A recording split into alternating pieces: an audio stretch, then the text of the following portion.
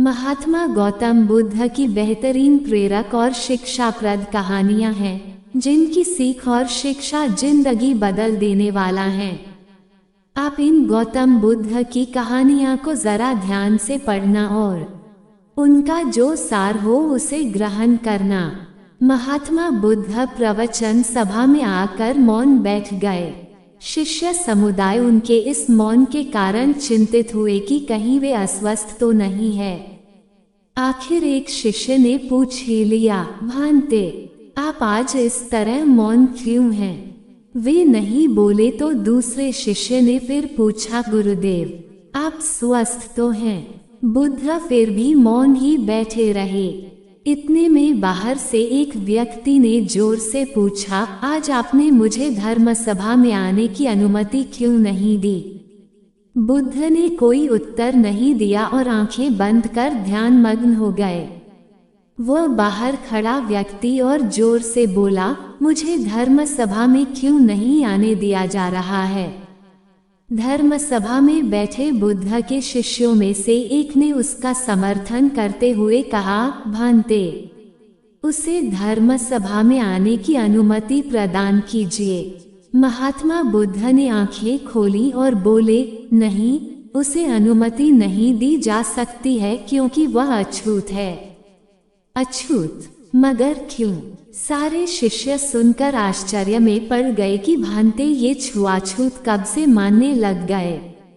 महात्मा बुद्ध ने शिष्य समुदाय के मन के भावों को ताड़ते हुए कहा, हाँ, वह अछूत है। वह आज अपनी पत्नी से लड़ कर आया है। क्रोध से जीवन की शांति भंग होती है। क्रोधी व्यक्ति मानसिक हिंसा करता है। इस क्रोध के कारण ही शारीरिक हिंसा होती है।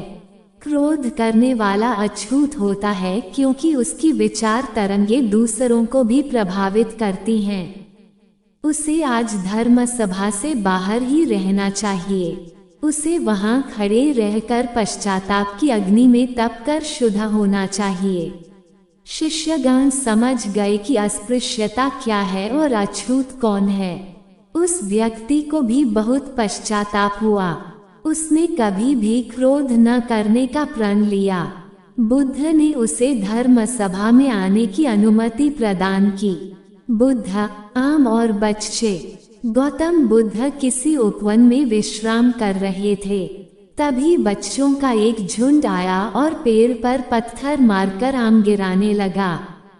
एक पत्थर बुद्ध के सर पर लगा और उससे खून बहने लगा। बुद्ध की आंखों में आंसू आ गए। बच्चों ने देखा तो भयभीत हो गए। उन्हें लगा कि अब बुद्ध उन्हें भला बुरा कहेंगे।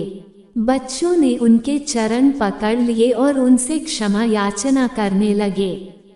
उनमें से एक बच्चे ने कहा, हमसे बड़ी भूल हो गई है। मेरी वजह से आपको पत्थर लगा और आपके आंसू आ गए।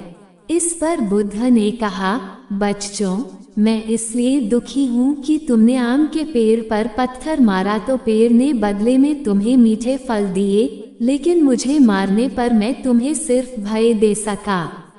बीता हुआ कल। गौतम बुद्ध की कहानियाँ। बुद्ध भगवान एक गांव में उपदेश दे रहे थे। उन्होंने कहा कि हर किसी को धरती माता की तरह सहनशील तथा क्षमाशील होना चाहिए। क्रोध ऐसी आग है जिसमें क्रोध करने वाला दूसरों को जलाएगा तथा खुद भी जल जाएगा। सभा में सभी शांति से बुद्ध की वाणी सुन रहे थे, लेकिन वहां स्वभाव से ही अतिक्रोधी एक ऐसा व्यक्ति भी बैठा हुआ था जिसे ये सारी बातें बेतुकी लग रही थी। वो कुछ देर ये सब सुनता रहा, फिर अचानक ही आग बबूला होकर बोलने लगा, तुम पाखंडी हो। बड़ी बड़ी बातें करना यही तुम्हारा काम है। तुम लोगों को भ्रमित कर रहे हो। तुम्हारी ये बातें आज के समय में कोई मायने नहीं रखती। ऐसे कई कटु वचनों सुनकर भी बुद्ध शांत रहे। अपनी बातों से ना तो वह दुखी हुए, ना ही कोई प्रतिक्रिया की। ये देखकर वह व्यक्ति और भी क्रोधित हो गया और उसने बुद्ध के मुंह पर थूककर वहां से चला गया।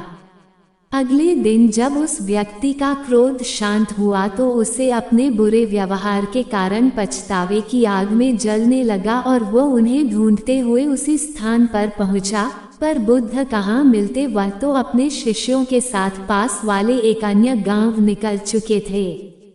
व्यक्ति ने बुद्ध के बारे में लोगों से पूछा और ढूंढते ढूंढते जहां बुद्ध प्रवचन दे रहे थे वहां पहुंच गया। उन्हें देखते ही वो उनके चरणों में गिर पड़ा और बोला, मुझे क्षमा कीजिए प्रभु। बुद्ध ने पूछा, कौन हो भाई, तुम्हें क्या हुआ है, क्यों क्षमा मांग रहे हो? उसने कहा, क्या आप भूल गए, मैं वही हूँ जिसने कल आपके साथ बहुत बुरा व्यवहार किया था। मैं शर्मिंदा हूँ, मैं मेरे दुष्ट आचरण की क्षमायाचना करने आया हूँ। भगवान बुद्ध ने प्रेम पूर्वक कहा, बीता हुआ कल तो मैं वही छोड़कर आया गया और तुम अभी भी वही अटके हुए हो। तुम्हें अपनी गलती का आभास हो गया, तुमने पश्चाताप कर लिया, तुम निर्मल हो चुके हो, अब तुम आज में प्रवेश करो। बुरी बातें तथा बुरी घटनाएं याद करते रहने से वर्तमान और भविष्य दोनों बिगड़ते जाते हैं। बीते हुए कल के कारण आज को मत बिगाड़ो। उस व्यक्ति का सारा बोझ उतर गया। उसने भगवान बुद्ध के चरणों में पड़कर क्रोध त्याग का तथा क्षमाशीलता का संकल्प लिया। बुद्ध ने उसके मस्तिष्क पर आशीष का हाथ रखा। उस दिन से उसमें परिवर्तन आ गया और उसके जीवन में सत्य, प्रेम व करुणा की धारा बहने लगी।